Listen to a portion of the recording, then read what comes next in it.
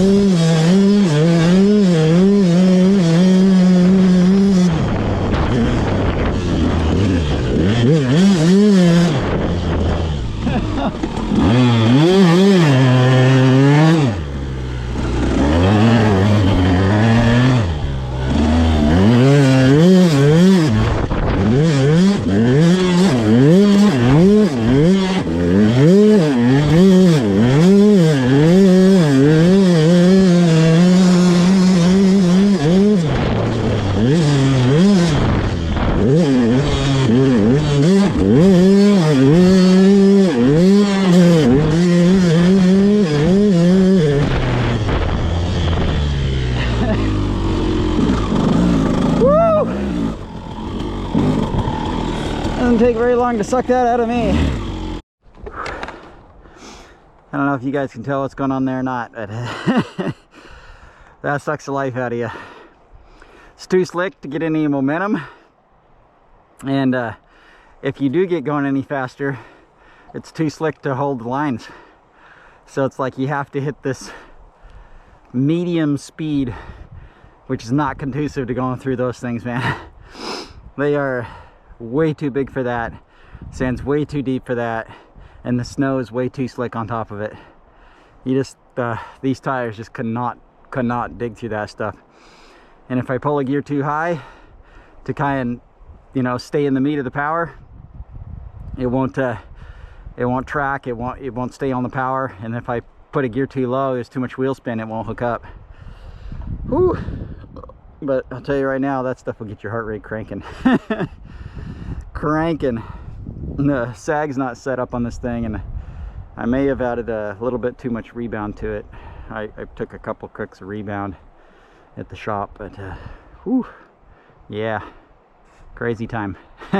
Oh yeah, and there's a massive layer of ice right underneath the snow. So it's so sketchy.